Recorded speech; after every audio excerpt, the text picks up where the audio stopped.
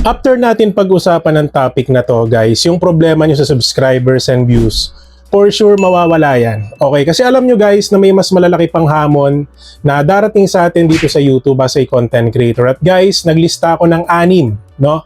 Na tingin ko magiging malaking challenge para sa atin para ma-adapt natin yung bagong sistema ng YouTube. Okay, so guys, kilala nyo naman si DJ Me, no? So straight to the point na paliwanag, wala nang intro, wala nang paligoy-ligoy. Let's go. So yung una natin guys is mas stricto ang monetization ng YouTube and of course yung YouTube policy. So basahin ko lang guys, no? So simula 2025-2026 mahigpit ang YouTube sa pagpapatupad ng monetization. Kasi alam nyo guys, dito sa YouTube mas binibigyan na po ng pansin yung authenticity at originality ng bawat video na ina-upload natin dito. Kasi sa mga di nakakalam guys, madami mga bagong content creators dito ang gumagamit na po ng mga makabagong teknolohiya para mag-produce ng mga videos. Okay? And guys, uulitin ko, no, yung mga AI tools, yung mga AI applications, hindi po yan bawal sa YouTube kung gagamitin natin sa tamang paraan. But ayun nga guys, yung iba kasi, inaabuso po nila. So parang ang nangyayari guys, minimal na lang yung effort ng content creator. So parang mas inaasa nila doon sa mga AI applications, which is ang gusto kasi ni YouTube guys is ma-maintain yung originality and of course yung authenticity ng mga video uploads natin. So ano po yung pwede mangyari guys, no? So ayaw ni YouTube na alam niyo yung parang recycle lang yung videos natin, low effort videos, and of course yung mga automatic clips na kung saan dahil nga automatic clips na siya, mabilis lang siyang gawin. So sobrang daming napoproduce na video ng isang content creator na pwedeng mangyari is magkaroon siya ng mass produce violation. So dun sa mga di nakakalam sa term na mass produce videos, ito yung sobrang daming video uploads na nagagawa nyo sa loob ng isang araw. Which is dun pa lang guys, obviously si YouTube against siya doon, especially doon sa kanyang monetization rules. Kaya may mga content creators po talaga or may mga channels, no, na nade-demonetize or nawawala yung monetization nila. So ano ba yung pwedeng maging epekto nito guys sa atin? Okay? So maraming content creators ang umaasa sa ads revenue. Alam naman natin yan. And of course guys, yung sa shorts feed ads, no? So dahil dito guys, pwedeng maging unstable or hindi tayo magkaroon ng consistent revenue at maaaring imbis na tumaas yung ating revenue monthly, mas bumaba pa siya. Which is para sa akin guys, nakakalungkot lang na balita para sa mga monetized channels dito sa YouTube. So that's why si YouTube guys, hindi rin naman natin masisisi kasi nagsimula na nga siyang mag-delete ng mga channels, mag-demonetize ng mga monetized channels dahil nga sa low effort videos, sa mga recycle videos or dun sa mga automated videos na hindi po talaga binibigyan ng tamang editing, no? So yung mga videos na inaabuso ng ibang content creators. So that's why guys, ngayon pa lang mag-ingat na po tayo. Kasi para sa akin guys, isa ito sa biggest challenge na kakaharapin natin ngayong year 2026 as a content creator. Okay? So guys, yung pangalawa naman is algorithm dependence. Okay? And of course, kawalan ng control sa reach. May napansin ba kayo sa YouTube guys, compare last year na kung saan parang ang bilis lang i-push ng YouTube yung algorithm ng mga videos natin last year kumpara ngayong taon.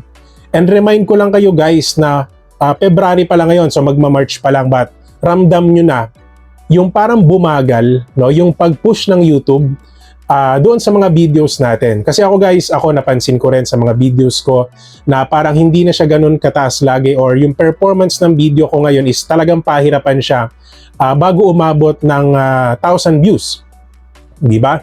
So sabi dito guys, YouTube algorithm patuloy na nagbabago yan, which is hindi naman talaga maiiwasan yan guys habang tumatagal ang isang platform. So may mga sistema na pwedeng baguhin.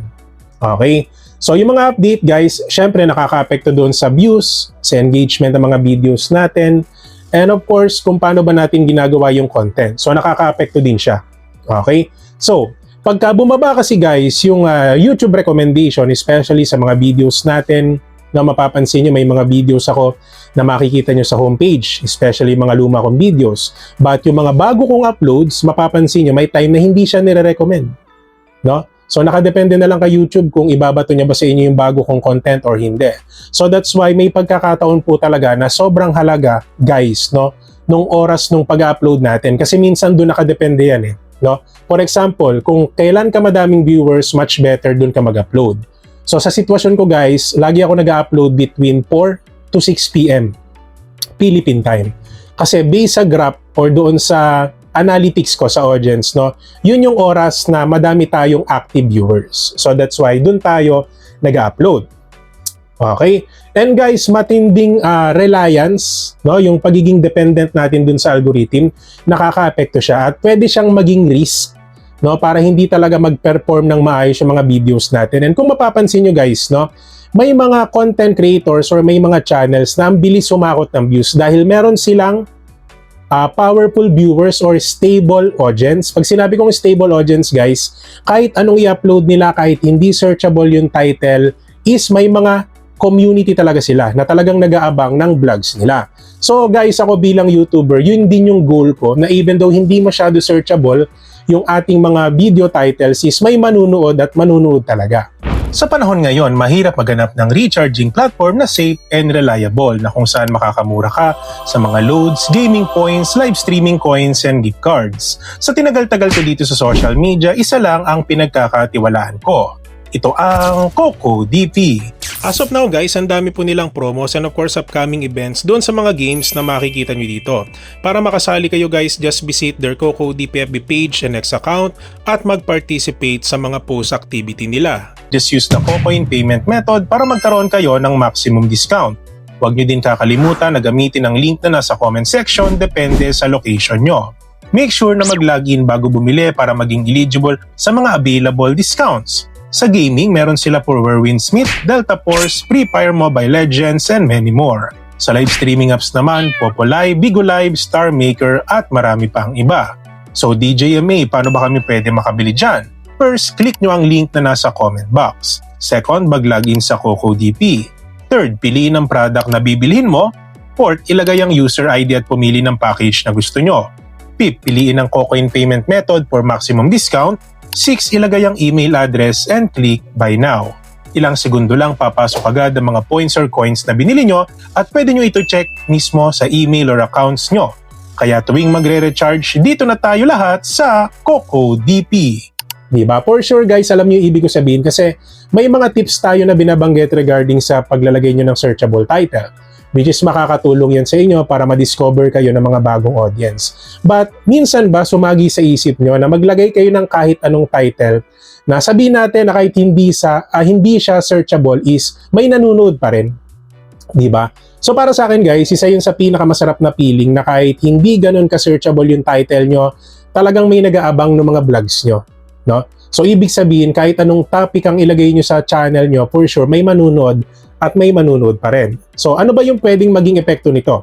Okay? So guys, madaming YouTuber ang nape-pressure. So hindi naman nawawala yan.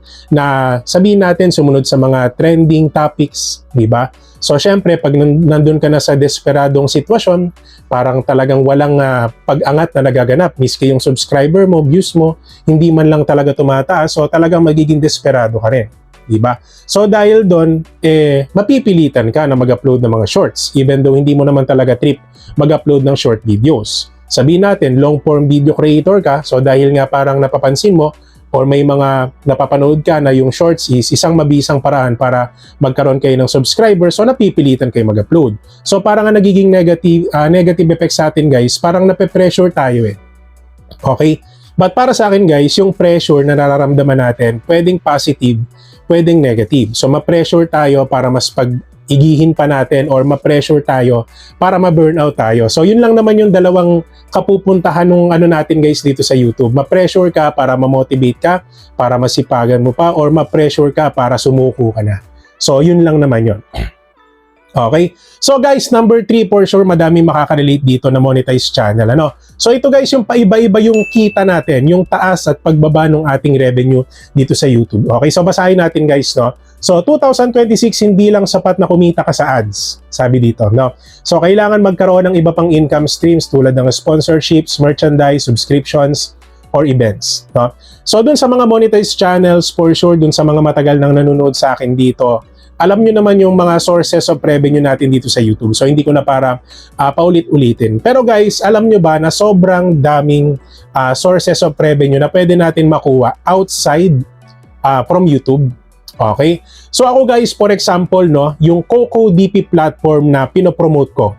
So pwede ko siyang gawing example na kung saan kumikita ako ron sa pag-promote ng platform na yon, no? Pinopromote ko yung product nila, yung services nila, at dahil doon nagkakaroon kami ng agreement kung sino man yung partner ko dun sa platform na yon at binabayaran nila ako para mag-promote ng video. Meaning, hindi lang ako sa YouTube revenue nagkakaroon ng kita. So, kumikita din po tayo outside YouTube. Yun yung sinasabi ko sa inyo guys na kung napapansin nyo na lumiliit yung kita nyo, pero meron naman kayong stable channel, no? So talagang sabihin natin, ang ganda naman talaga ng performance ng channel nyo, nagkataon lang na mababa yung RPM or CPM ng channel nyo. So I think ito na yung pagkakataon guys, para i-work out nyo yung pagkakaroon ng sponsor, no, ng brand collaboration. Kasi guys, sobrang laking tulong niya para magkaroon kayo ng extra revenue dito sa YouTube. Okay? So ano ba yung pwedeng maging epekto nito guys? Si small and mid-tier channels ay mahihirapan mag-scale at mag-sustain ng kita, which is guys, ako aminado ko, nararanasan ko siya ngayon. Kasi ang maganda lang naman sa channel natin na to guys, monthly nahihit natin yung minimum revenue para kahit papano is ma-release yung sahod natin. Pero yung pinakang challenge kasi sa akin guys is ma-maintain ko yung quality ng videos ko, and at the same time yung trust level ng ka-brand collab ko is hindi mawawala. Okay? Kasi guys, dito sa YouTube sobrang daming challenge, hindi natatapos yan. Diba? Pag nagsimula ka dito sa YouTube, ang pinakauna mong challenge, ano? Diba? Maabot mo yung requirements, magkaroon ka ng stable channel. So pagka ba na-monetize ka na, pag nagkaroon ka na ba ng stable channel, titigil na ba yung challenge? Hindi guys, madami pa kayong challenge na kahaharapin. So yun yung ibig ko sabihin guys, na dito sa YouTube, non-stop challenges na makakatulong sa personal growth nyo as a content creator. So para sa akin guys, positive din yung pwedeng maging epekto nito sa atin kung sakali man na bumaba yung revenue natin, kasi mas pag-iigihin pa natin di ba? Sino ba naman ang gusto na may mababang revenue or mababa lang yung kitain? So lahat naman tayo gusto natin malaki. Di ba? Yung pwede natin kitain dito. So yun yung pwede maging epekto kung sakali, no? So guys, number 4. Ito hindi natin masyado na di-discuss, pero ito guys, no, for sure may mga marirealize kayo dito. Internet infrastructure, okay, at local barriers. So sabi dito guys, bagamat lumalawak ang access ng internet sa Pilipinas, hindi pa rin ito ganap na mabilis at stable kumpara sa ibang bansa. Which is guys, real talk, no? So dito sa Pilipinas, mag-avail ka man ng internet na mataas ang Mbps, no? Nagbayad ka na ng mahal, may pagkakataon pa rin na nawawala ng connection, which is para sa akin nakaka-high blood, no? So kaya nga guys, ako bilang content creator, dalawa yung internet ko. No, so hindi ko siya pinagyayabang guys, pero sobrang laking bagay din kasi sa akin guys na meron akong dalawang internet provider. So yung isa Converge, yung isa PLDT. May pagkakataon na yung isa nawawala. So ibig sabihin yung isa backup natin siya. So hindi pa naman nangyayari sa akin yung parehas silang wala at the same time. So yun yung kahalagahan na meron kayong backup internet bilang isang content creator. But ako kasi guys, nandun ako sa estado na kaya ko nang mag-avail ng 2 to 3 internet provider Diba? So dahil okay naman yung income natin inside, outside sa YouTube. I mean inside, and yun nga, outside sa YouTube. Diba? So meaning is hindi tayo nagkakaroon ng problema sa internet. Okay?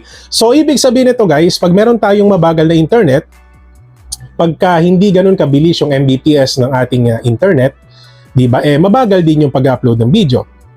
At maaaring maka-apekto ito guys sa productivity natin as a content creator. Diba? So yung iba bago makapag-upload ng isang video sobrang tagal, inaabot ng ilang oras. Pero pagka mabilis yung internet nyo, saglit lang. So meaning mas mabilis yung internet, mas madami kayong video na pwedeng ma-produce. Okay, so yun po yun, no? So guys, pang-5, ito yung pangalawa sa huli, no? Competitiveness at audience expectations. Ito guys, madaming makaka-relate dito. Basahin natin. Patuloy na lumalaki ang dami ng creators. So sa YouTube kasi guys, mas dumadami yung creator kaysa sa pagbabawas. No, kasi madaming mga tao ang nakaka-appreciate ng social media. Sa panahon natin ngayon guys, alam ko, hindi lahat ng tao or yung mga tao dito sa Pilipinas is hindi pa naman lahat talaga content creator. Pero naniniwala ako na darating yung panahon na 90 to 95% ng tao dito sa Pilipinas is magkakaroon talaga yan sila ng kanya-kanyang platform. So that's why tayo, maswerte tayo na maaga natin na-realize yung kahalagahan ng social media, kung paano siya pwede mag-benefit sa atin. Okay? So sabi dito guys, audience expectations, no? So mas mataas yung nagiging expectation ng ating mga viewers, depende doon sa content na sabihin natin, inihahain natin everyday sa inyo.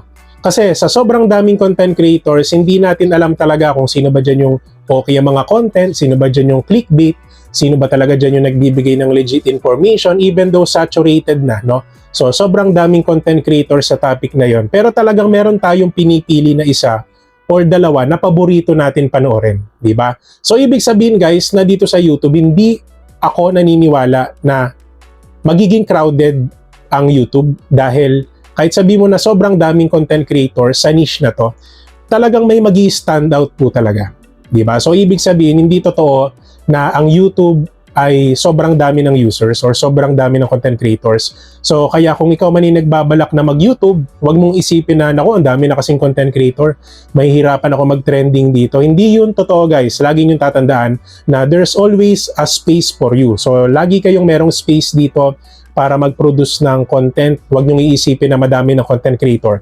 Lahat tayo pwedeng maging YouTuber, no? So yun po yung maganda dito sa YouTube. Okay? And guys, number 6, ito na po yung pinakahuli. And hopefully nakaabot kayo sa video na to, no? So, demand for accountability and ethical content. Okay, so sabi dito guys, hindi lang popularity ang binabantayan ngayon. So, maging ang integrity ng content ay sinusuri ng madla. Okay? Which is, totoo yun guys. Diba? Hindi nyo ba napapansin na may mga content creators na ang galing nilang gumawa ng thumbnails, ang galing nilang gumawa ng titles, pero pag-click nyo doon sa video, sobrang layo nung topic na dinidiscuss nila, or sabihin natin 100% clickbait lang, di ba? So para sa akin guys, yung pagkakaroon ng etiquette sa paggawa ng content is talagang inoobserbahan na po yan ng mga viewers natin. Kasi guys, dito makakabuo tayo ng trust level sa mga future subscribers and viewers natin ngayon. So kung bababa yung trust level na yon, so syempre bababa din yung views natin. So ang tendency, mawawalan tayo ng mga bagong viewers, bagong audience, di ba? So, maling information, ayan, clickbait titles, hindi ethical, nag-giveaways ay nakakabawas sa trust at pwedeng magdulot ng backlash at pagkawala ng subscribers or sponsorship. So alam nyo ba guys, yung pinopromote ko na Coco DP, ilang taon na kaming mag-partner niyan. But never akong sabihin natin hiniwalayan ng brand na yan. So hanggang ngayon nagtutulungan kami para i-promote yung brand na yan, yung recharging platform na yan. At para sa akin guys, yung trust nila sa akin sobrang halaga. Kasi bilang isang content creator na nagpo-promote ng product, ibig sabihin, effective lahat ng promotion na ginagawa natin. Kasi in the business perspective guys, no, pag ang isang platform ay sabihin natin hindi naging effective yung promotion mo, so, ibig sabihin, mas mataas yung costing sa revenue. So, syempre, di ba, tatapatin ka niyan. So, maaring yung agreement nyo is i-void, maaring i-cancel nila yung agreement kasi nga mas mataas yung binabayad nila kaysa dun sa revenue na nagigain nila from your promotion. Di ba? So, ibig sabihin guys, lahat ito nakadepende sa pagiging balance ng lahat. Di ba? So, kung hindi balance yung trust level between the partners, sabihin natin viewers, between the content creators, between the brand and of course the vlogger, di ba? So syempre may hindi pagkakasundo sa both sides. So dapat po talaga guys ay balance, and of course yung etiquette natin sa paggawa ng content hindi dapat mawawala. Okay, so sabi guys, ito na nga yung epekto nito. Creators must balance engagement. Okay, goals with ethical practices to sustain trust. Kasi ako naman guys, no, sabihin natin bilang isang content creator na matagal na dito sa YouTube, nung una talaga, ang pinoproblema ko lang lagi dito yung bilang ng subscribers, bakit ang bagal umangat ng views ko.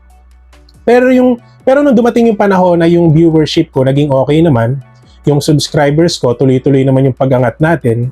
So, yung parang sumunod na challenge sa akin is yung mga brand na pinopromote ko, kung paano ko masosustain yung trust, no, kung paano ko paano ko gagawin na mas effective yung pag-promote natin sa mga brands na yon. So yun yung nagiging challenge sa akin, and of course ma-maintain ko yung strong partnership so between me and of course the platform, between me and the viewers. Kasi dito sa YouTube guys, hindi lang viewers hindi lang views ang dapat yung pinoproblema dito, hindi lang dapat subscribers. Ang pinakang challenge po talaga natin dito is paano natin isosustain yung 6 na nabanggit natin kanina, simula doon sa monetization, doon sa expectation ng audience, di ba? Doon sa ating internet provider, and of course doon sa brand collaboration, etc.